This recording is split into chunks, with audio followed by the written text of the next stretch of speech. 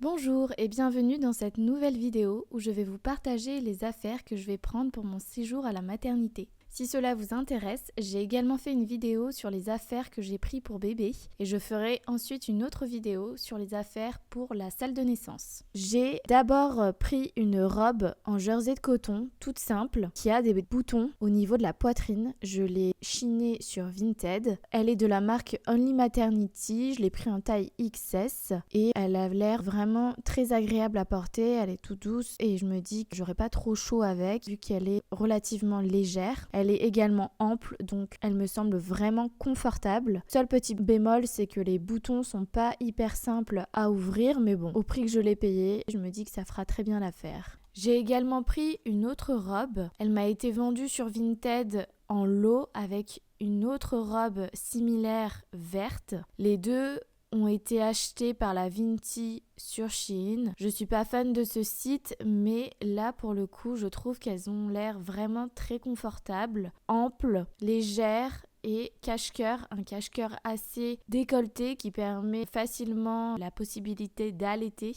Et je les ai essayées, c'est vrai qu'on a l'impression de ne rien porter. Donc elles sont vraiment très confortables, très légères, élastiques. Et j'ai mis celle qui est verte dans mon sac de salle de naissance et j'ai gardé la bleue pour ma valise de maternité. J'ai hésité à prendre débardeur et leggings, mais finalement je me suis dit que ça serait plus simple et plus confortable d'être en robe. Et si j'ai une césarienne d'urgence, eh bien je ne serai pas serrée et ça ne me fera pas mal là où potentiellement j'aurai la cicatrice. De plus, je trouve que c'est déjà pas évident d'accepter son corps post-accouchement. Alors le voir moulé dans des vêtements, c'est vraiment pas très agréable, en tout cas pour moi. Donc c'est aussi pour ça que j'ai choisi d'avoir des robes assez amples qui camouflent un peu la silhouette. Ensuite, dans un autre organisateur, j'ai mis ma trousse de secours qui est divisée en plusieurs petits pochons. Donc je vais commencer par celui-ci. Donc dans ce pochon, nous avons des coussinets d'allaitement jetables. J'en ai fait des réutilisables, mais pour le séjour en maternité, je me suis dit que ça serait beaucoup plus simple d'en avoir des jetables. Petit aparté, mais n'hésitez pas à me dire si cela vous intéresse, que je vous partage une vidéo où je montre les différentes choses que j'ai pu coudre pour bébé et pour moi, pour l'allaitement, la maternité. J'ai également pris des pads hydrogel de la marque Medela. J'avais vu dans une vidéo d'une youtubeuse que ces patchs lui avaient sauvé la vie concernant son allaitement parce qu'elle avait eu des grosses crevasses et que ça lui avait permis de cicatriser en très peu de temps. Pour ma première grossesse, j'en ai pas eu besoin, mais comme je les avais déjà achetés et que la date d'expiration n'est pas passée, je me suis dit autant les prendre, on ne sait jamais. Par contre, j'avais un peu utilisé une crème lanoline HPA de la marque Lancino que j'avais acheté en grand format, mais finalement j'en ai mis très peu. Donc cette fois-ci, j'ai pris le petit format. Et en fait, je l'ai commandé sur internet et quand je l'ai reçu, j'ai vu que c'était vraiment minuscule. Donc ça sera sûrement pas suffisant, on verra dans le temps. En tout cas, cette crème m'a vraiment été utile avec ma fille car ça permettait vraiment de soulager quand même les premiers temps. J'ai également pris un gel apaisant pour la zone intime car je me suis dit qu'après un accouchement sans péridurale, je risquerais d'avoir des brûlures, des irritations et d'autres désagréments. Bizarrement, je croyais que j'allais en avoir lors de mon premier accouchement avec péridurale, mais je ne sais pas si c'est l'effet de la péridurale qui a fait que je n'ai rien ressenti en bas au niveau des désagréments, mais je n'ai pas eu de sensation de brûlure ou autre, même lors d'aller aux toilettes. Et j'ai pris ensuite des coquillages d'allaitement. J'en avais pas pour mon premier allaitement, mais je me suis dit que cette fois-ci ça pourrait être bien utile parce qu'en effet j'avais quand même eu des irritations au niveau des mamelons et j'avais badigeonné le bout de mes seins avec du lait maternel, mais les coquillages d'allaitement permettent de vraiment contenir ces gouttes de lait et peut-être de faciliter encore plus rapidement la cicatrisation. Donc à tester. J'ai également pris des slips jetables. Je les avais achetés pour mon premier accouchement et je ne les avais pas utilisés. Ils me paraissent très inconfortables, mais bon, comme je les ai, je me dis pourquoi pas les prendre. À la maternité où je vais accoucher, je me souviens que pour mon premier accouchement, ils fournissaient des slips jetables qui étaient beaucoup plus confortables, qui étaient en matière toute douce et c'était des sortes de boxers. Donc j'espère qu'ils me refourniront ces boxers parce que pour ma part j'en ai un bon souvenir et je me dis que c'est encore même plus confortable que des culottes en coton parce que je les sentais pas du tout. Il y a beaucoup de mamans qui ont des retours assez négatifs sur les slips jetables des maternités, mais pour ma part j'avais trouvé que ceux de la maternité où je vais accoucher étaient plutôt confortables. Pour compléter cette petite trousse de secours, j'ai également acheté un spray apaisant bio de la marque Lancino. Il tenait pas dans mon pochon. J'ai aussi pris 2 grosses protections qui m'avaient été offertes dans la boîte rose, il me semble, de la marque Sogela. Ne sachant pas ce que je vais préférer mettre en bas après l'accouchement, j'ai également pris 2 couches taille M de la marque Tena et j'ai également pris une douchette, je crois que c'est comme ça que ça s'appelle, de la marque Lancino également. Ça permet de mettre un peu d'eau sur votre vulve quand vous êtes en train d'uriner et d'apaiser les brûlures que vous pouvez ressentir à ce niveau-là. Je ne l'ai pas utilisé non plus lors de mon premier accouchement, mais je l'ai, donc autant l'emmener. Voici un aperçu des différents produits que j'ai mis dans ma valise de maternité afin, je l'espère, de me soulager après l'accouchement. J'ai pris également d'autres petites choses que j'ai mis dans ma trousse de toilette et que je vous montrerai. Dans ce deuxième pochon, j'y ai mis ma lingerie. Je n'ai pas vraiment de tabou là-dessus car ça reste des pièces toutes simples en coton. J'ai d'autres soutiens-gorge d'allaitement que je vais garder à la maison, mais là j'en ai pris 2 qui sont plutôt usés, pas très beaux, ils font pas une belle poitrine, mais ils sont très confortables parce qu'ils n'ont pas de baleine. J'avais acheté d'autres de la marque Kiabi et je trouvais qu'ils me serraient vraiment en dessous de la poitrine, même s'il n'y avait pas de baleine, et je les ai jamais mis au final car je les trouvais pas confortables, alors que ceux-là sont vraiment très confortables. L'avantage de ces soutiens-gorge d'allaitement, c'est qu'ils peuvent se mettre en dos nageur ou en bretelles simples et ils sont très élastiques et hyper confortables. Un autre avantage, c'est que les clips sont de plutôt bonne qualité car malgré le nombre de fois où je les ai lavés, portés, ils ne se sont jamais cassés et en plus, ils sont très faciles à manipuler avec une seule main.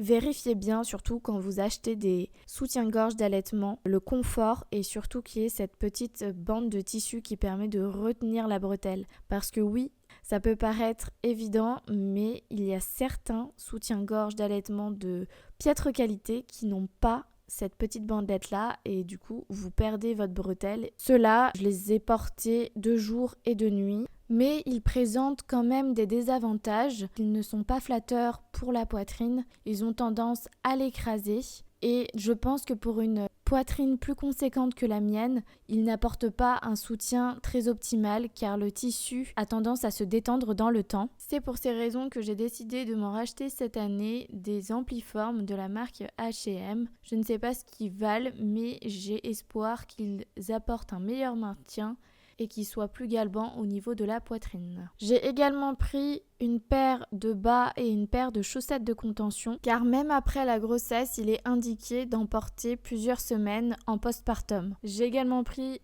2 culottes en coton vieilles comme le monde qui ne craignent rien et qui pourront être jetées après le séjour en maternité. J'ai également pris un sèche-cheveux portable. Je l'ai acheté chez Action et il m'a coûté 12 € je crois, comme ça de tête. J'en avais pas pris pour mon premier séjour à la maternité car j'avais les cheveux courts et qu'ils séchaient très vite. Mais là, j'ai les cheveux longs et je ne supporte pas avoir les cheveux mouillés. Et je me dis, tout ce qui peut être un petit confort contribue au bien-être. Et pendant cette période-là, je peux vous dire que vous en avez vraiment besoin. Lors de mon premier séjour en maternité, j'avais très peur de m'encombrer de choses superflues. Donc j'étais vraiment allée à l'essentiel. Néanmoins, avec du recul, je me rends compte que j'avais pas pris beaucoup de choses qui contribuaient à mon bien-être et ça m'a manqué. Après l'accouchement, j'étais excessivement fatiguée par les nuits hachées, j'étais émotionnellement assez fragile et je pense que certaines petites choses viennent apporter une autre dimension à votre séjour en maternité, un confort qui se rapproche de celui que vous pourriez trouver chez vous et cela peut jouer sur le fait que vous vous sentiez du coup plus en confiance. écoutez-vous. Le plus important, c'est de vous dire que si ça vous rassure d'avoir tel ou tel produit, article dans votre valise, n'hésitez pas à les prendre. Dans la continuité de ce que je viens de vous décrire, j'ai rajouté un kimono que j'ai acheté sur Vinted. Je me dis que c'est un habit qui peut m'être utile parce qu'il se met facilement en sortie de douche ou au réveil si on est un peu frais. J'ai juste veillé à ce qu'il ait une petite ficelle à l'intérieur pour qu'il se ferme bien parce qu'en matière synthétique, souvent ces kimonos ont tendance à s'ouvrir. Après coup, je me suis dit la matière n'est peut-être pas la meilleure parce que c'est une matière qui fait transpirer. Peut-être qu'un kimono en lin ou en coton aurait été préférable, mais bon, je vais pas en racheter un, j'utiliserai celui-ci dans ma valise. Au niveau des chaussures, j'ai pris une paire de tongs car je me souviens que pendant la nuit, lorsque je voulais aller aux toilettes ou quoi que ce soit, j'enfilais ma paire de tongs et c'était ce qu'il y avait de plus simple parce qu'en fait, la salle d'eau, il y a à la fois la douche à l'italienne et les toilettes juste à côté. Et donc, pour aller faire pipi, eh bien, il me fallait une paire de chaussures pour ne pas avoir les pieds trempés. Ce n'était pas indiqué sur ma liste de maternité il y a 2 ans, mais cette fois-ci ça l'est et c'est un tapis de main. Pour sortir de la salle d'eau et ne pas tremper sa chambre, c'est vraiment très utile. J'ai également pris une serviette de bain qui est claire, mais qui ne craint rien car elle est vieille comme le monde. Donc à la limite, si je dois la jeter après la maternité, ce n'est pas très grave. J'ai également prévu d'emmener des cotons lavables en éponge bambou que j'ai confectionnés. C'est une matière très douce et je me dis que ça sera plus agréable pour essuyer la zone intime. J'ai également pris pour la même raison un rouleau de papier toilette car celui de la maternité est très fin et plutôt rêche. Pour ce qui est des produits lavants et hydratants ainsi que les cosmétiques, j'en prendrai certains, je pense, en échantillon ou en kit de voyage pour essayer de m'encombrer le moins. Je prendrai tout d'abord mon shampoing Chlorane à la quinine,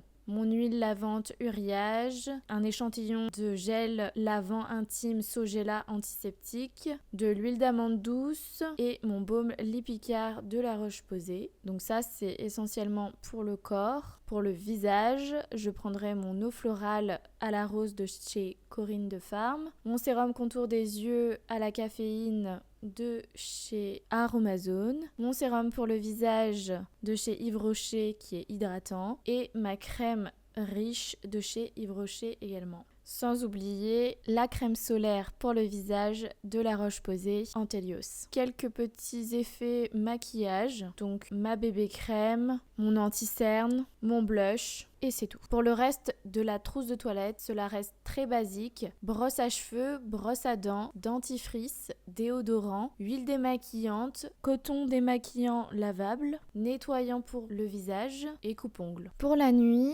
j'ai acheté une nuisette d'allaitement. Je n'en avais pas pour mon premier séjour en maternité, ni tout le long de mon allaitement pour ma fille. Et à la maternité, j'avais une chemise de nuit en matière t-shirt classique, assez décolletée, donc que je pouvais tirer dessus pour pouvoir allaiter. Cela a très bien fait l'affaire pour les quelques jours à la maternité. Cependant, je trouvais que ce n'était pas très pratique non plus. Donc une fois chez moi, je dormais en sous-vêtements avec un soutien-gorge d'allaitement. C'est pourquoi cette fois-ci j'ai acheté une nuisette d'allaitement. Je me suis dit que ça serait peut-être plus simple. Je prendrai également cette veilleuse dont l'intensité de la luminosité est réglable. Je trouve que c'est bien plus agréable que la lampe torche du téléphone pour se réveiller et allaiter la nuit. Enfin, je prendrai des snacks, mais comme ils ne tiendront sûrement pas dans ma valise, je les glisserai dans le sac à dos de mon mari ou dans le sac de la salle de naissance. J'ai prévu des pop-corn au caramel beurre salé bretzel de chez Normal, des bâtonnets de saucisson, car j'en rêve depuis un sacré bout de temps. Pour le côté un peu plus sain, j'ai prévu une tisane pour l'allaitement de chez Aromazone et quelques barres de céréales. J'ai fait le tour des affaires que je vais emmener avec moi pour mon séjour à la maternité. Si vous avez des questions ou des suggestions ou autres, n'hésitez pas à me les laisser en commentaire. Et si cette vidéo vous a plu, laissez-moi un pouce bleu et n'hésitez pas à vous abonner. Sur ce, j'espère que cette vidéo vous sera utile et je vous dis à bientôt pour une prochaine vidéo.